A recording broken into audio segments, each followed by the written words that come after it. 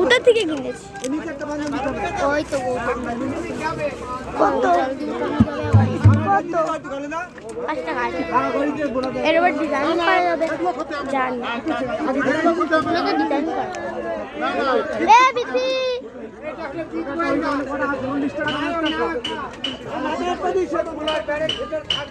Bithi sign video করছে। আমার video না করলেও চলবে, কারণ আমি যদি যাই ওখানটায় মামার বাড়ি গোয়ালদায়।